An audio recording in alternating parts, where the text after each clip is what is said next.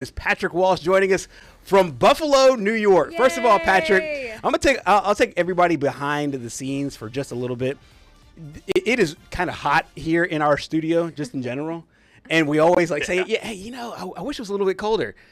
One of the first things Patrick said is, you know what, be careful what you wish for, because it's snowing out there, no? Yeah, every day we sit in that room. I feel like, I don't know, at some point we got to put a thermometer in there because it's got to be close to 80 degrees every single day. But last time I checked, I think it's right around the upper 20s, lower 30s here. We actually have a few flurries falling right now. So, it's quite cold, but I can't really say that too meaningfully because if I say that I am cold, then my people up here in Western New York are going to roast me because they're going to be like, oh, you moved down south. Now you're all soft to the cold. But it's cool-ish, but I'm not cold. I was about to say, I know you're going to say you're not cold, but secretly I know you're freezing over there in that 20-degree weather. I mean, if my hands could tell you anything, they're a little bit red right now. So, yeah. I feel like that jacket is not warm enough. Like, did you prepare? You didn't take enough layers, Patrick.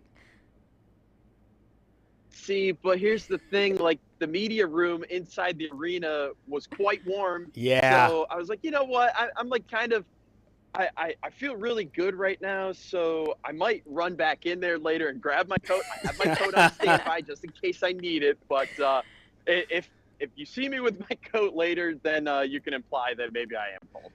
No, that's what I was thinking. Is like almost the opposite of the summertime here because this building is usually really cold. I know right now it's really hot, but it's usually really cold. And so in the summertime, you have to dress for 90-degree temperature when you're going outside to your car. Right. You come in here and you're freezing, and as you go back home, you're hot again. So you have to prepare almost like for two different climates there. But however, when you enjoy the basketball, you will be all indoors. That's exactly what you're going to do.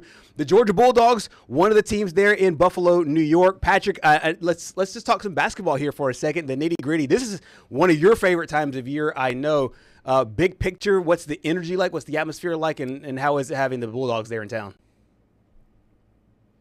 Well, I tell you what, I showed up here right around 8:30 Eastern time this morning, and people were already waiting outside, getting ready to go into the arena. The early game is South Florida taking on Louisville right now.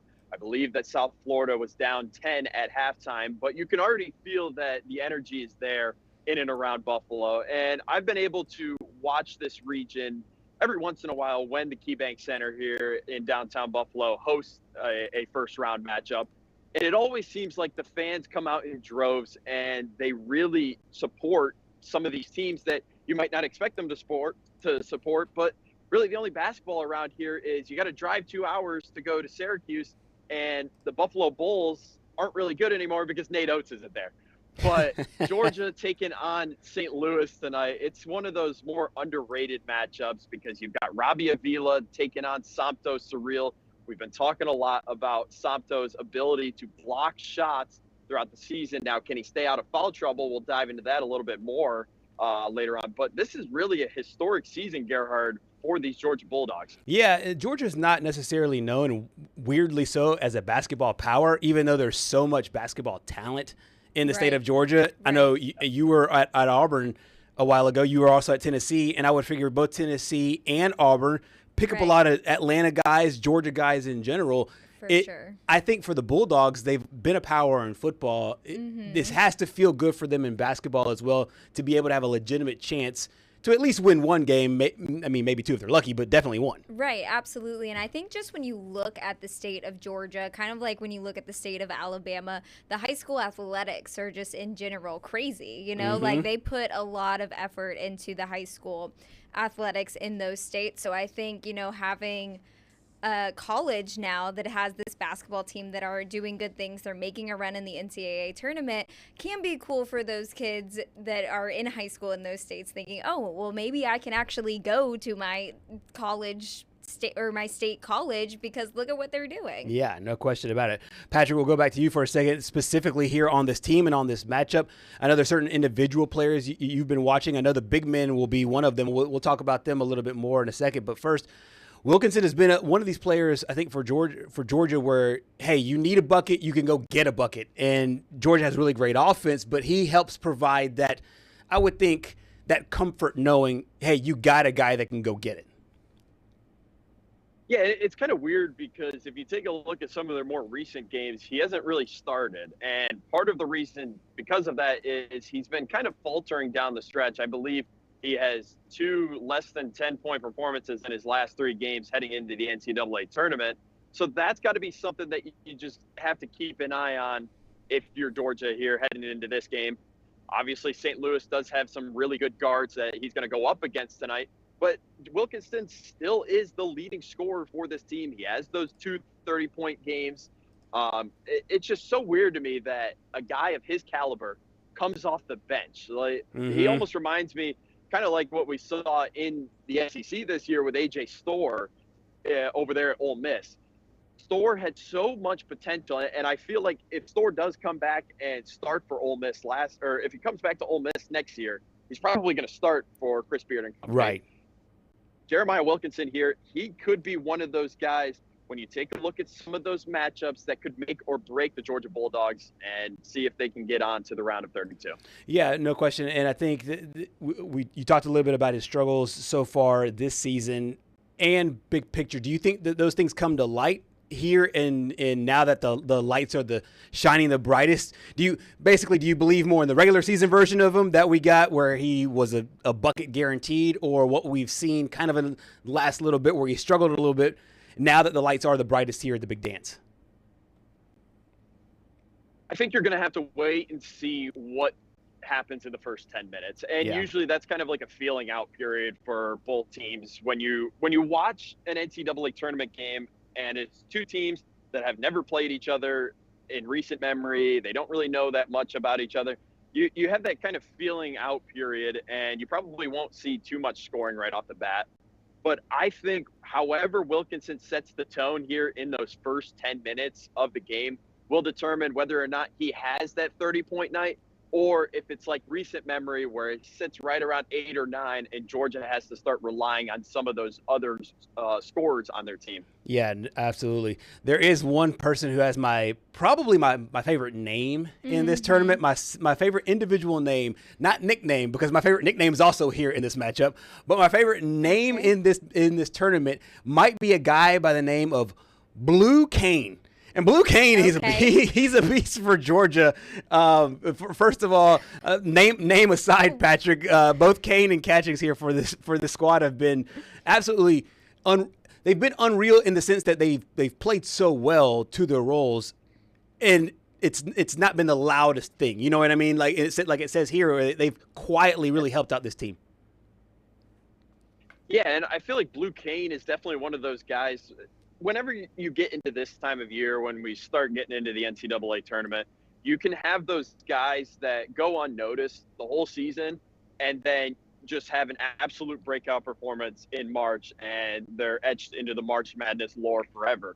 But another guy in that graphic, as you can see right there, Cannon Catchings, no pun intended, when he catches fire, I feel like this Georgia team is unbeatable. You and I both watched that game against Alabama where I think he scored 20-plus points in the first half and really set the tone for the Georgia Bulldogs. And that was probably one of the reasons why they enter this game as the 8 seed, I believe, heading into this game tonight against St. Louis. But, again, it's just going to go back to whether or not these guys can handle the moment. And after those first 10 minutes, you're probably, without a doubt, there's going to be nerves. Like, if you aren't nervous, there's always a saying that I used to go by: if you're not nervous, you're not ready. So if you're not nervous for this game, you're not ready. And I think there's going to be some nerves, but give them some time to settle in. And I think I'm going to make a bold statement right now. This is going to be the best game of the night. Oh, wow. Okay. Wow. I like that. I do too. That's bold. Well, my first question is to you, Gerhard. Why is Blue Cane your favorite name? I mean, because it's awesome. Blue Cane, like it's just like I think it's just one of those things where to me, if you're gonna have a nickname, I like, maybe because my name, and you might be able to speak to this a little bit, maybe because I just have a long name and people look at it, you get really intimidated. It's like, oh man, it's a lot of letters. How do I pronounce it? Right. And with a name like Blue Cane, it's efficient. And like, let's say he has a 30-point game. Okay. You, my boy Blue, comes right off the tongue. Like, it's just like it rolls. It's just like. No, you're right. It's got some aura to it. Exactly. I think. I mean, because is Blue his actual name? I don't know his government. Okay. I would think so. On the birth certificate? Maybe. I would think maybe on the birth certificate. I'll check. Okay. I'll Wikipedia this thing. See Okay. if it's like on the actual birth certificate. Okay, thank you. I would actually think that it would be. No, maybe. It would be cool if it was. But anyways, while we're on the Think so. topic of names, why don't we pass it over to your favorite nickname, I'm assuming. Oh, yeah. Comes for Robbie. Yeah, Robbie Avila, Kareem Abdul-Jabbar. He wears the old school glasses, like the goggles, like Kareem Right. Abdul-Jabbar, the NBA legend, did. Okay. But obviously he's Kareem, and we can all get the implications of that joke. And to me, and he plays big. He's a big guy. He's a huge guy. He's a big guy in He's general. 6'10", I think 240 pounds is what I Right. saw. I had to look it up because I said that is a big man moving down that court. He's an absolute monster. We'll get to some Georgia Sound here in a little bit, but first, Patrick, your thoughts on the big man down low, and if him and Santos Surreal can be a real factor here for Georgia, and if they can kind of cancel each other out. Yeah, and I feel like this is one of those cool stories in college basketball because obviously Josh Schertz was over at Indiana State before he took the St. Louis job. And Robbie Avila said, you know what? I trust in what you do as a head coach. I trust in your plan. I trust in your vision. I'm going to follow you to St. Louis. And he really rose to fame in that first NCAA tournament appearance with Indiana State. Now he's over at St. Louis. He's got that fame. A lot of people know about him now. But one of the shocking things that I saw when I was doing my research on him, he's a big man. He's at 6'10", but he really doesn't block a lot of shots. I think he averages less than one block per game, which is really interesting and probably one of those things to keep an eye on. I know I talked about Santos Surreal and Robbie Avila. I'm excited for that matchup with Robbie being guarded by Santo because we've seen Santo can have those games where he has 6 or 7 blocks, no meme intended. I'm going to start a new thing right there. Or he could try to go for those blocks and end up falling out. Yeah, I see you're already doing it. So it's great. But on the flip side, I am interested to see what happens if Santo gets the ball in the paint and he's guarded by Robbie and Robbie has to go up to contest the shot. Can they get each other in foul trouble? That's probably going to be another thing to keep an eye on. Absolutely. So that's a good interior matchup. We kind of broke down the interior and the exterior. Let's hear from the participants in tonight's game. We'll start off with the Georgia Bulldogs looking to get a win and possibly play top seed Michigan. Watching as a kid, like being in class, you would watch all the games and stuff. It means a lot. I say I'm happy to be here. By just playing our game, we've been working on this since June, so we're pretty comfortable with our offense, and, we play fast. We can also finish, we shoot, we do it all. So, yeah. A really good team, they run the 5 out, they're a pretty good offense. They can shoot really well. I think numbers 2 in the country in 3-point, so, yeah, they're a really good team. It means a lot. I grew up watching March Madness, so, I don't think my parents ever played in it, so it's just a blessing to, just go out there and play in it. I expect us just to go out there, play Georgia basketball, play hard, physical, play fast, just to be ourselves. St. Louis is great offensively, like Jake said, I think they rely on 3-point percentage like the most in the country, so, we obviously have to just contain, they're a great team, like I said, so, it's going to be a good battle. Players from the Georgia Bulldogs side here in this matchup. I also think that if you're Georgia, you come in feeling really confident based on the fact that you played in the SEC. How important of that, and we're a Southeastern Conference show, SEC sports. Put the biases aside, how much does Georgia's just run in their last 18 games in this conference help them? We'll start with you, Gabriella. I think it definitely gives them some confidence. But when I look at the numbers for these two teams, that they're both a pretty efficient, high-scoring offense. So I think they will definitely get a pretty good matchup here with St. Louis. But obviously, the strength of schedule, we've talked about it all season long. It's insane in the SEC. So I would say, just the experience and what they've been able to build on this past season could definitely give you some confidence. Yeah, Patrick, what about you as far as just the SEC slate? This is no dig to St. Louis and the other leagues in and around college basketball. It's not the SEC. It's not the league that put 10 teams in. Right. And I think it also helps. We were talking, I think you and I off this show about St. Louis earlier in the season, and they were really going on a run, but have started to falter down the stretch.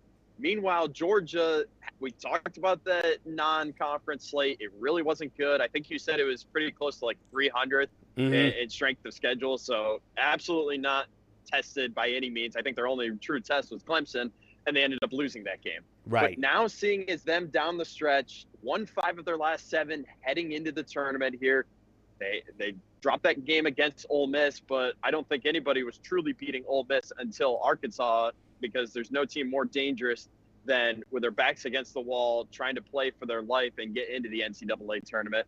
But I really think the game that truly set the tone for this season, and I'd be interested to see if you agree with me, was that game against Auburn, the one where Auburn forced overtime with an unreal shot and convert the free throw, but still managed to keep their emotions, keep calm. You're at home, it's the SEC opener, and still find a way to win in overtime. I feel like that was the one that truly set the tone for this season.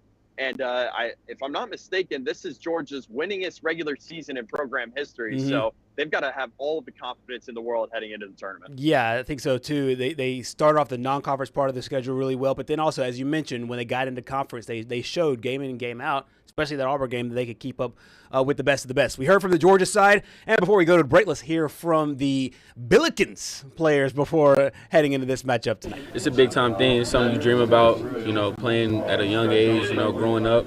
March Madness, I feel like it's the biggest tournament in the country.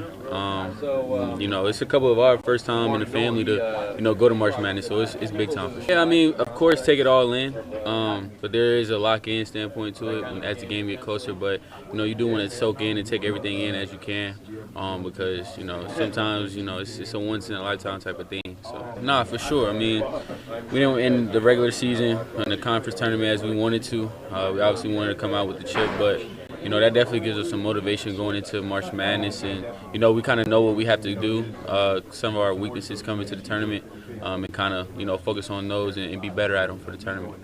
March Madness is a great time to, get our name out there, especially with the way we play, our coaching staff, the players that we have.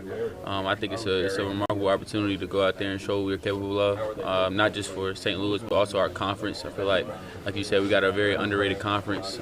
We can compete with most of the high levels out there. So I feel like this is a good opportunity to have to go out there and show what we got.